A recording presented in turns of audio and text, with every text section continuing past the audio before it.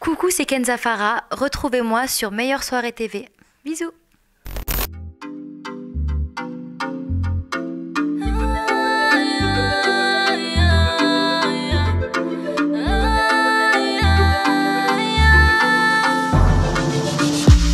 Il m'a dit sois ma princesse, je serai là si on te blesse. Oh, je penserai tes balafres.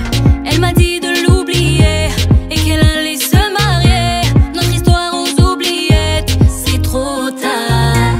Pendant des mois j'ai supplié, ouais, elle m'a jamais pardonné. Dans les regrets je suis noyée, je n'ai plus d'espoir. J'ai pourtant tout essayé, ouais. Salut Kenza et merci de nous recevoir pour Meilleure Soirée TV. Avec plaisir. Alors, dis-moi, ça fait presque 5 ans depuis ton dernier projet charismatique. Est-ce que tu peux nous raconter qu'est-ce que tu as fait pendant tout ce temps et qu'est-ce qui s'est passé un petit peu avant que tu reviennes? Alors, j'ai pris du temps pour moi.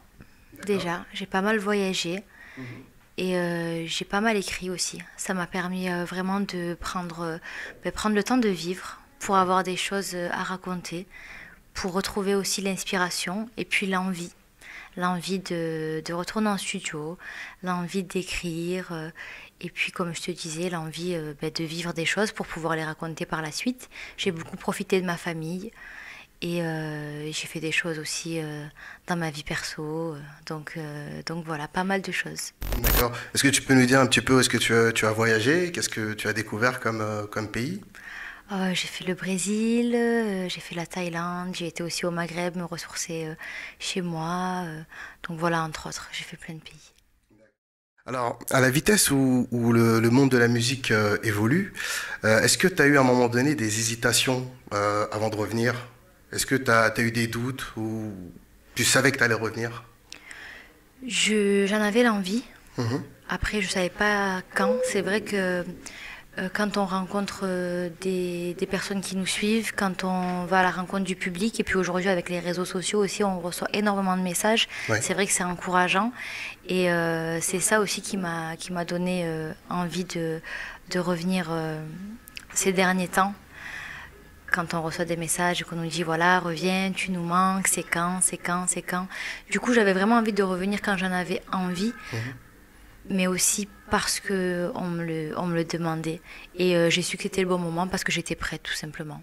T'as le sentiment que, on va dire, ta base fan était toujours derrière toi, attendait justement ton retour. Tu t'as senti cette attente? Oui, j'ai senti cette attente et c'est ce qui m'a poussée, ce qui m'a donné aussi, je pense, la force et de ressentir tout ce soutien. C'est un élan d'amour qu'on peut pas forcément expliquer, mais on se sent bien sûr soutenu, aimé, et du coup ça nous donne plus de courage et plus de force pour se lancer, parce que des doutes, je pense qu'on en a tout le temps, toujours, peu importe le nombre d'albums, peu importe la carrière, et on aura toujours des doutes, peu importe le projet aussi. Pas que dans la musique, quand on se lance dans quelque chose de nouveau, forcément c'est nouveau, donc on peut avoir des doutes. Mais je pense que oui, le soutien du public c'est important. En fait, ça a été une des forces justement pour que tu reviennes, c'est ça? Depuis le début, de toute façon. Depuis le début, j'ai essayé de garder cette relation privilégiée avec le public. Et c'est un moteur. Du coup, je prends la peine et le temps de lire et de répondre et de savoir un petit peu ce qu'ils pensent et ce qu'ils attendent aussi. Alors, une de tes particularités, c'est que tout au long de ta carrière, t'as pas forcément joué sur le côté, on va dire, entre guillemets, provocante ou sexy ou des choses comme ça. C'est quoi ta vision justement des artistes qui mettent plutôt ça en avant, surtout enfin, des artistes féminines en particulier? C'est quoi ton point de vue par rapport à ça? Honnêtement, moi je parle vraiment pour moi, c'est vrai que je suis comme ça parce que je me sens bien comme ça. Après j'ai parfois moi aussi voulu un petit peu me féminiser à un moment donné. Voilà, on fait plusieurs albums et moi j'étais très très garçon manqué, donc à un moment donné on a envie d'être plus belle, plus femme, de mettre sa féminité en avant, etc. Je pense que chaque femme est libre. C'est pas à moi de donner entre guillemets mon avis sur ça. Je pense que chaque femme est libre et qu'elle exprime son art et sa manière d'être d'une certaine façon. Si moi ma manière d'exprimer ce que je suis, c'est en étant comme ça, ben, c'est que ben, ces autres femmes, leur manière de s'exprimer, c'est celle-là, ben, c'est que c'est forcément la bonne pour elles. Donc c'est pas à moi de les juger, quoi. Peut-être que parfois c'est fait volontairement justement peut-être pour vendre plus de disques. Est-ce qu'on a besoin de faire ça selon toi pour vendre plus de disques, de vraiment mettre en avant ce côté-là? Encore une fois, moi je vais parler pour moi. Moi c'est pas comme ça que je m'organise. Après c'est une stratégie comme une autre. Je sais pas si c'est la bonne ou pas, mais en tout cas c'est pas la mienne. Alors autre chose, tu es connu pour avoir multiplié les collaborations avec différents artistes du rap, comme Jul, Soprano, Alonso, et c'est Fiu pour ne citer que. Est-ce que parmi, on va dire, les différentes collaborations que tu as faites, est-ce qu'il y en a une en particulier que tu as apprécié faire? Et éventuellement une, même si tu ne la cites pas, voilà, que tu n'as pas spécialement apprécié, au contraire? Alors, dans les collaborations que tu viens de citer, c'est vrai que une des collaborations fortes et qui ressort souvent, très souvent, et encore aujourd'hui, il y a celle avec Sefiu.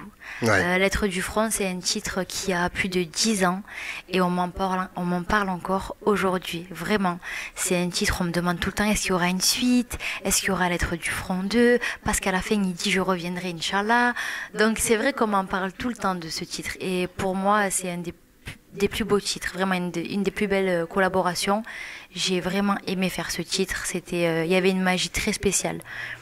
Et après pour d'autres collaborations, en général vraiment, quand je fais des titres, c'est vraiment au feeling. Je choisis vraiment mes collaborations, avec qui j'ai envie de chanter, ce que j'ai envie de faire. Après, c'est vrai que parfois, sur les derniers temps, on va dire, j'ai parfois été on va dire, accord entre personnes ou accord entre équipes ou maisons de disques. J'ai parfois été emmenée à faire des collaborations que j'ai moins choisies. Ouais. Mais après, je regrette pas non plus parce que j'ai décidé de les faire. Mais c'est vrai que c'était moins des collaborations moins fortes et moins choisies, on va dire. Alors, en 2009, tu as fait un concert au Zénith. Oui. En 2013, c'était à l'Olympia. Est-ce que tu peux nous dire les souvenirs, même si c'est un petit peu lointain, mais quels sont les souvenirs que tu as conservés de ces deux dates? Et quand est-ce qu'on aura l'occasion de te revoir sur scène? Alors, souvenirs, je dirais, salle mythique, grosse fête, on va dire, parce que j'avais invité énormément d'artistes, ma famille, consécration, Ouais. très beau concert, musiciens, belle récompense. Passer d'une MJC à un Zénith ou à un Olympia, c'est pas rien. Donc j'étais vraiment très contente. Et puis j'espère après à la sortie de l'album, retrouver la scène. Ça me ferait très plaisir. D'accord, donc pour le moment, on n'a pas de date? Pas pour le moment, mais j'espère que ça se mettra en place. Bon, tu nous tiendras au courant. Avec grand plaisir. Alors, on va parler maintenant de ton nouvel album, donc Au clair de ma plume, qui sort le 22 février. Oui. Alors, tout d'abord, moi, ce que je voulais savoir, c'était comment tu as imaginé le titre de l'album, parce que je suppose que ça fait référence Au clair de la lune. Mhm. Donc, est-ce que tu peux raconter l'histoire de ce titre? Simplement, au clair de ma plume, comme tu l'as dit, ça fait référence à Au clair de la lune. J'écris très souvent le soir, la nuit plus précisément. Au clair de ma plume, c'est simplement être en adéquation avec moi-même, avec mon écriture, en sérénité et être au clair avec moi-même en fait. Je me suis réconciliée avec mon stylo. Ça faisait un moment que j'avais pas écrit, je me demandais qu'est-ce que je vais bien pouvoir dire, qu'est-ce que je vais bien pouvoir raconter après 5 albums. Ça se trouve, j'aurais plus d'inspiration. Et puis au final, il fallait juste que je vive pour pouvoir me réconcilier avec ma plume et être au clair avec elle. Ouais. Donc voilà, d'où ce titre Au clair de ma plume. Bon, moi, c'est une très belle anecdote en tout cas. Merci. Et du coup, quelle a été ta source d'inspiration pour faire cet album? Donc, dans quelle ambiance il a été réalisé? Est-ce que c'était vraiment au calme, dans le speed? Qu'est-ce qui t'a inspiré? Ma source d'inspiration première, ma vie, comme je le dis tout le temps, mon environnement, ce qui se passe autour de moi, les petites histoires qui vont arriver à mes amis, à mes proches. Je m'inspire aussi de ce que je regarde, les séries. Je suis cinéphile, donc les films. Après, beaucoup ce que je ressens, ce que je vis, ce que je vois. Alors en tout cas, quand on écoute l'album, on a le sentiment que c'est un album où tu te confies énormément. Euh, Est-ce que c'est une sorte de thérapie pour toi, justement, le fait de parler de choses qui peuvent quand même paraître très intimes? Ça te fait du bien d'en parler? Bien sûr, la musique, ça a toujours été une thérapie pour moi. Je suis pas quelqu'un qui s'exprime facilement, pas quelqu'un qui se confie, même à mes amis, même à ma famille. Il y a des sentiments, il y a des états d'esprit, des états d'âme qu'elles vont découvrir dans l'album, des choses que j'ai jamais déclaré à personne en fait. Même des fois des grosses souffrances que ça se trouve, j'ai jamais partagées. Et elles vont découvrir ça en écoutant l'album. Et du coup, la musique, oui, c'est une vraie thérapie et ça me permet d'extérioriser. Et j'aime pas. Mon album, c'est mon espace. Ça veut dire que je réponds pas à tout et n'importe quoi. Je suis pas dans la polémique. Je suis pas dans. Voilà. Mon album, c'est mon espace. Là, je peux m'exprimer. Ça m'appartient. C'est à moi. Ensuite, bien sûr, je l'offre au public. Voilà, il se l'approprie, il interprète comme il le veut, comme il le ressent selon les personnes. Mais dans mon album, je peux me permettre de... C'est mon droit de réponse, mon album. C'est l'endroit où je peux me confier. Alors, moi, il y a un clip qui m'avait frappé quand on me l'a envoyé, quand tu revenais, c'est le clip photo. Je crois que c'est le premier extrait de ton album, d'ailleurs. Et donc, t'as pas hésité à apparaître le visage tuméfié, à brûler ta robe de mariée. Quel est le message que tu as voulu faire passer à travers ce clip? Ben justement, on se posait la question, mais qu'est-ce qu'on va faire? Quel synopsis on pourrait faire? Et puis j'ai dit, moi j'en ai marre d'être tout le temps belle dans les clips, entre guillemets, apprêtée, coiffeuse, maquilleuse, etc. J'aimerais que ça soit différent. Puis du coup, j'ai eu envie d'illustrer les bleus à l'âme en fait. Les bleus à l'âme, les blessures de la vie, les croche-pattes de la vie. Et c'est un peu imagé ceci. En fait, donc j'ai le visage avec des bleus, le visage tuméfié. Et autour de moi, des coiffeurs, des maquilleurs qui ne remarquent pas cette douleur, en fait. J'ai des bleus, j'ai la lèvre qui est fendue, etc. Mais eux ne le remarquent pas. Ils continuent à me pomponner, etc. Mais moi, je vais mal, en fait. Mais il n'y a que moi qui le ressens. Je suis entourée, il y a beaucoup de monde, mais moi, je me sens seule et moi, je vais mal. Mais personne ne le remarque et tout le monde continue son petit taf. Et puis, au fur et à mesure, je raconte et j'extériorise. Et au fur et à mesure de la musique, je chante et les bleus disparaissent et je vais mieux. Et à la fin de la musique, mon visage est clair, donc il n'y a plus de bleu à la fin de la musique parce que justement j'ai raconté mon histoire, parce que justement je me suis livrée et à ce moment-là je vais mieux et je peux continuer. Et ce geste qui est fort justement à la fin où je brûle ma robe de mariée, ça veut dire justement voilà, on passe à autre chose et on avance et là c'est un nouveau livre. Alors, au cours de ta carrière, tu as vendu plus de 500 000 disques. Est-ce que sur ce projet, tu as une pression particulière en termes de vente? Non, j'ai aucune pression sur les chiffres, honnêtement. Je fais vraiment de la musique par passion. Bien sûr que j'ai envie que l'album marche, bien sûr que j'ai envie que le public accueille bien l'album, c'est normal.